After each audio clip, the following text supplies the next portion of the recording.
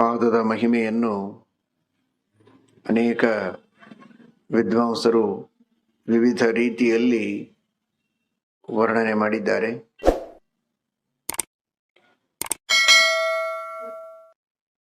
ನಮ್ಮೆಲ್ಲರ ಸ್ವರೂಪದಲ್ಲಿ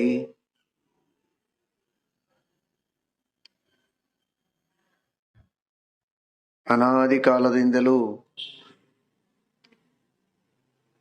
ಭಗವಂತ ಭಕ್ತಿ, ಜ್ಞಾನ, ವೈರಾಗ್ಯ ಮೊದಲಾದ ಗುಣಗಳನ್ನು ಇಟ್ಟಿದ್ದಾನೆ.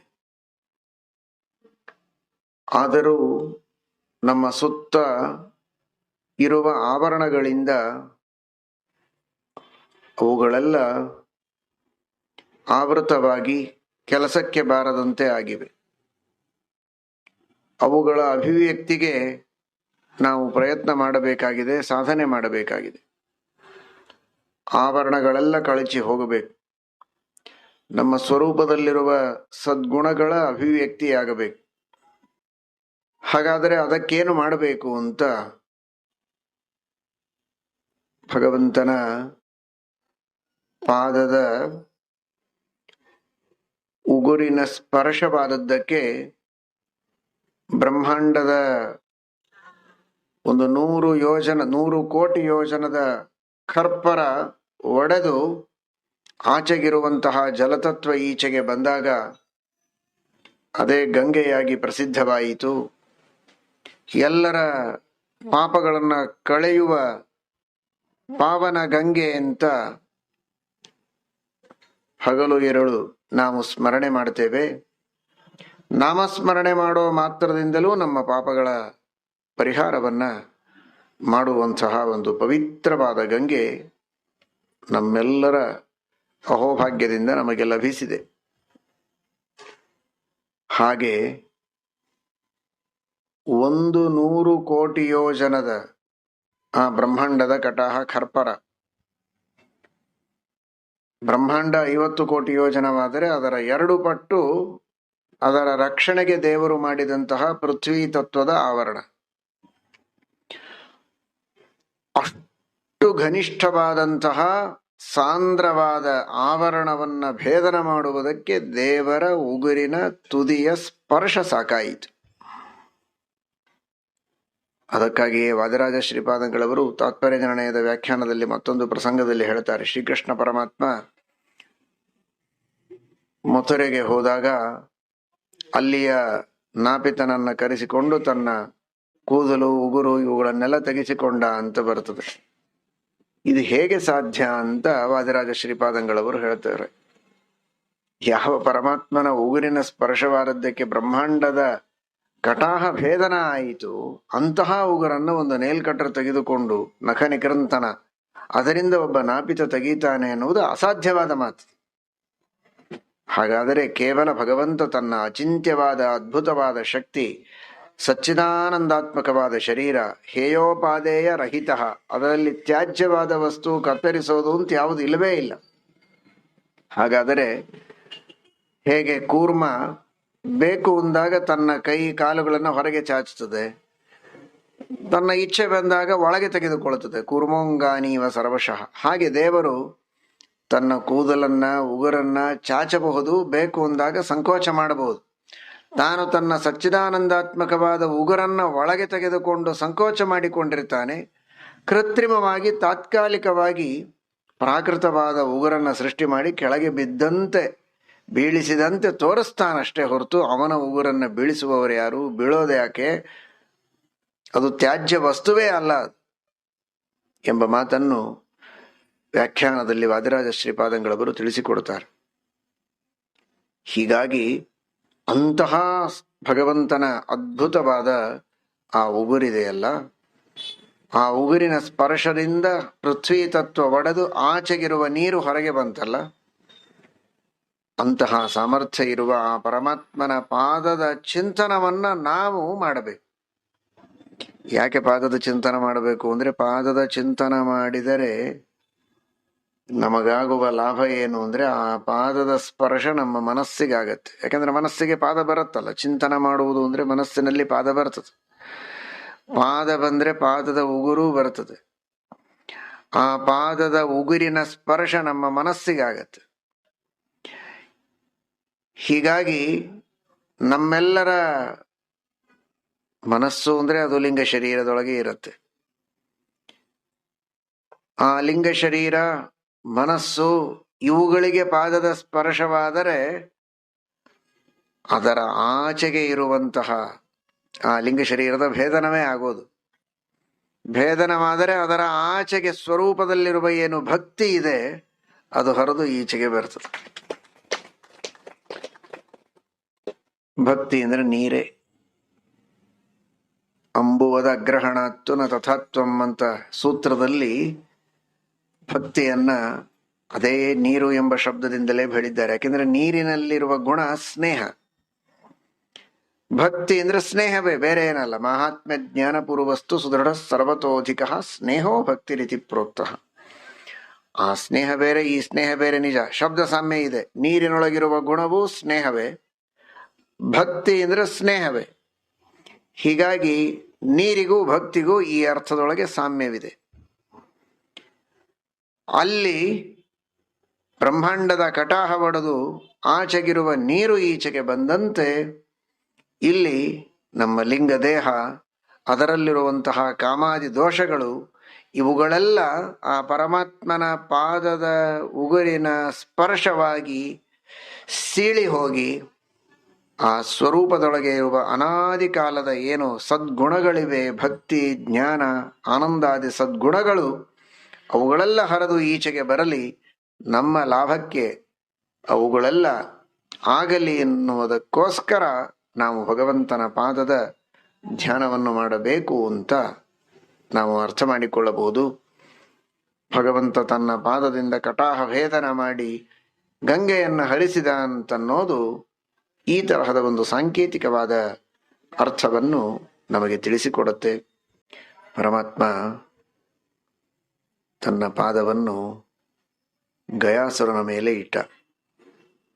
ಗಯಾಸುರನ ಮೇಲೆ ತನ್ನ ಪಾದವನ್ನು ಭಗವಂತ ಇಟ್ಟದ್ದಕ್ಕೆ ಆ ಗಯಾಸುರನಿಂದ ಆಗುವಂತಹ ಏನೆಲ್ಲ ಉಪಟಳಗಳಿತ್ತೋ ಅದೆಲ್ಲ ತಪ್ಪಿ ಹೋಯಿತು. ಆ ಗಯಾಸುರ ಒಂದು ಕಡೆಗೆ ಸ್ಥಿರವಾಗಿ ನಿಂತ. ಅವನ ದೇಹದ ಮೇಲೇನೆ ಯಜ್ಞ ಮಾಡಿದರು ದೇವತೆಗಳು. ಅವನು ಸ್ವಲ್ಪ ಆಚೆ ಈಚೆ ಹೊರಳಾಡಲಿಕ್ಕೆ ಹೊರಟ್ರೆ ಯಜ್ಞಭಂಗವಾಗುವ ಪ್ರಸಂಗ ಬಂತು ಅಂತ ದೇವರು ಗಟ್ಟಿಯಾಗಿ ತನ್ನ ಪಾದವನ್ನೇ ಊರಿದ. ಸ್ಥಿರವಾಗಿ ಗಯಾಸುರ ಅಲ್ಲಿಯೇ ನಿಂತು ಬಿಟ್ಟ.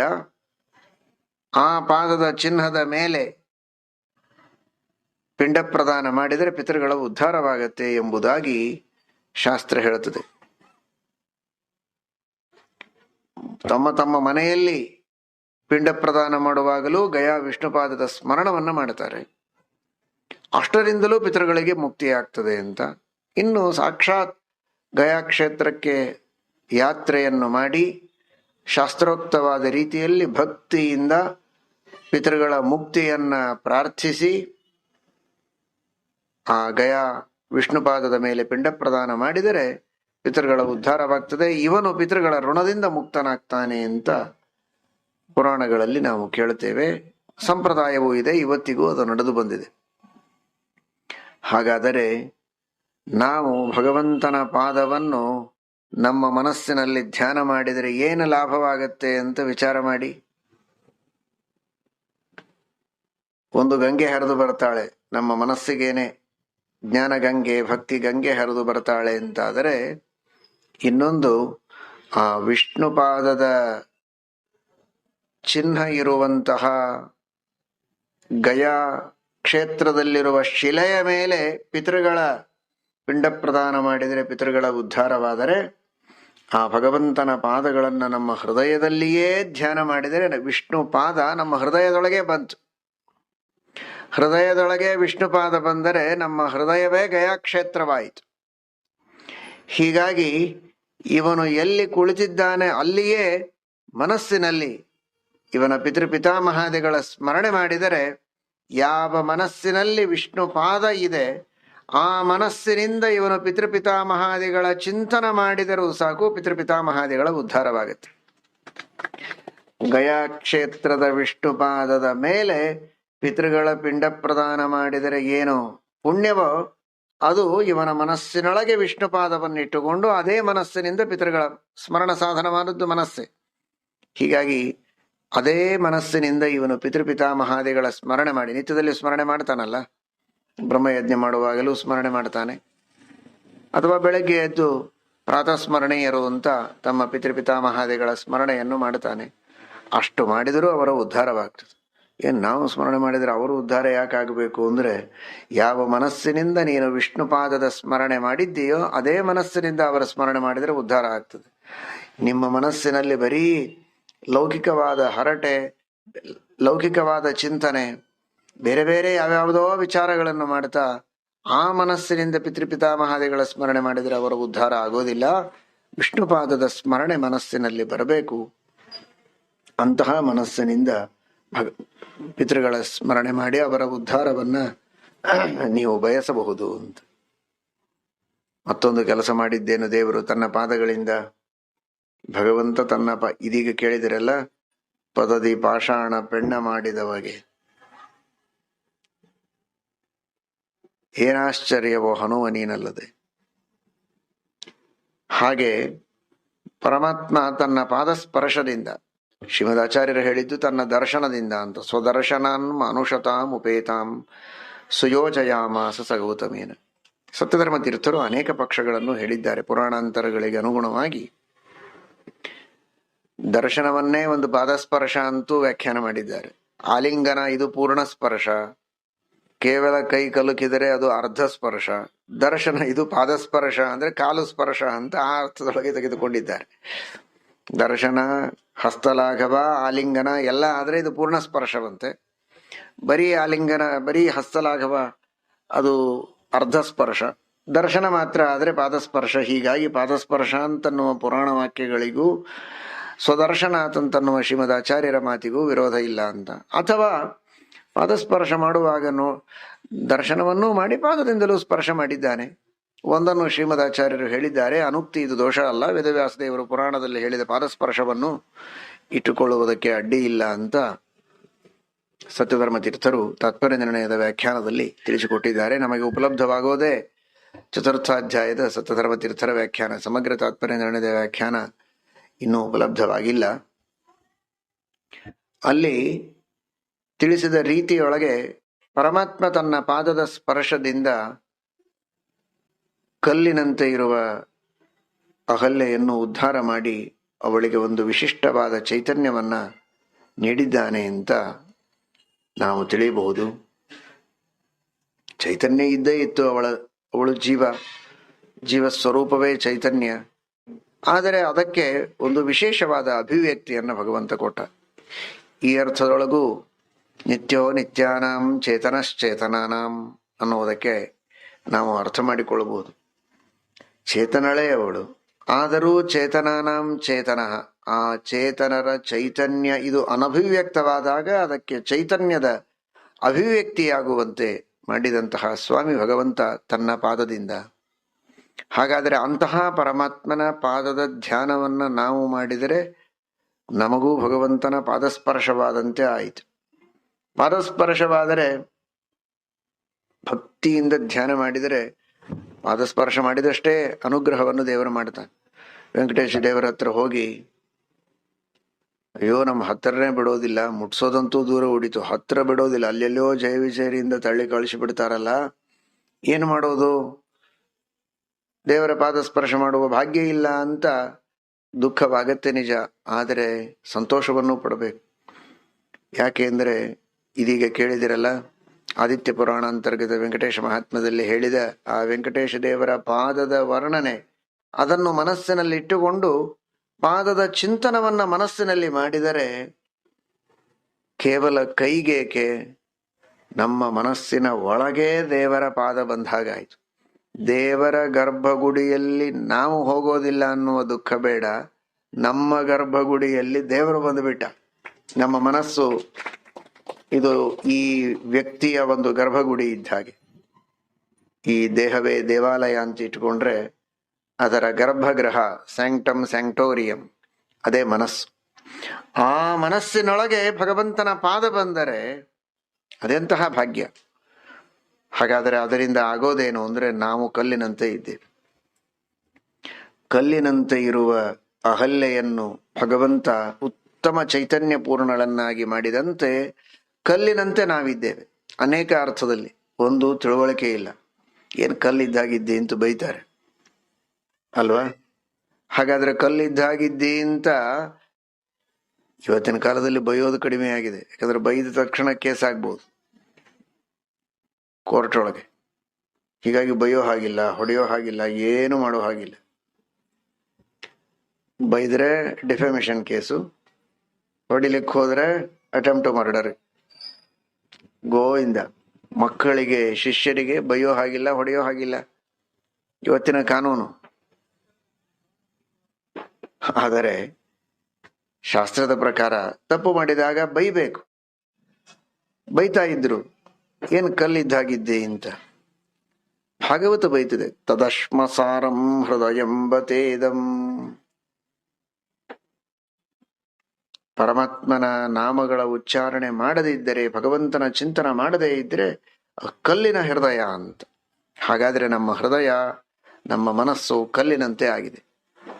ದೇವರ ದೇವಸ್ಥಾನಗಳನ್ನು ಕುರಿತು ಹೋಗದಿದ್ದರೆ ಕಾಲೂ ಕಲ್ಲಿದ್ದಂತೆ, ಪೂಜೆ ಮಾಡದಿದ್ದರೆ ಕೈಯೂ ಕಲ್ಲೇ, ಚಿಂತನ ಮಾಡದ ಮನಸ್ಸೂ ಕಲ್ಲೇ. ಹಾಗಾದರೆ ಇಂತಹ ಕಲ್ಲಿನಂತೆ ಆದ ನಮಗೆ ಏನಾಗಬೇಕು? ಅವುಗಳೆಲ್ಲ ಚೈತನ್ಯ ಪೂರ್ಣವಾಗಬೇಕು. ದೇವರ ಸೇವೆಯನ್ನು ಮಾಡುವುದಕ್ಕೆ ಸಕ್ರಿಯವಾಗಿ ಅವುಗಳೆಲ್ಲ ಎದ್ದು ನಿಲ್ಲಬೇಕು. ಅದಕ್ಕೇನಾಗಬೇಕು ಅಂದ್ರೆ ದೇವರ ಪಾದದ ಸ್ಪರ್ಶ ಆಗಬೇಕು. ಭಗವಂತನ ಪಾದದ ಧ್ಯಾನವನ್ನು ಮಾಡಿದರೆ ನಮಗಿರುವ ಆಲಸ್ಯ ಎಲ್ಲ ದೂರ ಆಗಿ ಲೌಕಿಕವಾದ ಕಾರ್ಯಗಳಲ್ಲಿ ಮಾತ್ರ ಉತ್ಸಾಹದಿಂದ ತೊಡಗಿ ದೇವತಾ ಕಾರ್ಯಗಳಲ್ಲಿ ಕಲ್ಲಿನಂತೆ ಬಿದ್ದುಕೊಂಡ ನಮ್ಮ ಇಂದ್ರಿಯಗಳಿಗೆಲ್ಲ ಮತ್ತೆ ಅಹಲ್ಯೆಗೆ ಚೈತನ್ಯ ಬಂದಂತೆ ನಮ್ಮ ಶರೀರಕ್ಕೆ, ನಮ್ಮ ಮನಸ್ಸಿಗೆ ಆ ಭಗವಂತನ ಪಾದಸ್ಪರ್ಶದಿಂದ ಚೈತನ್ಯ ಬರುತ್ತದೆ. ಆ ರೀತಿ ಭಗವಂತನ ಪಾದದ ಸ್ಮರಣೆಯ ಮಹಿಮೆ ಇದೆ.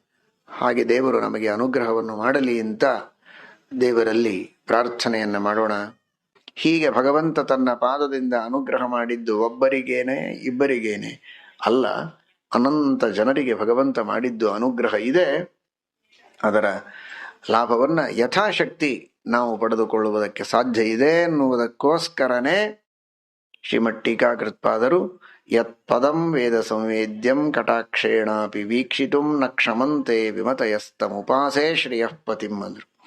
ಯಾವ ಪಾದವನ್ನ ನಾವು ಆಶ್ರಯಿಸ್ತೇವ ಆ ಪಾದವನ್ನ ನೋಡುವುದಕ್ಕೂ ಅಯೋಗ್ಯರಿಗೆ ಸಾಧ್ಯವಿಲ್ಲ. ಅಂತಹ ಭದ್ರವಾದ ಪಾದ.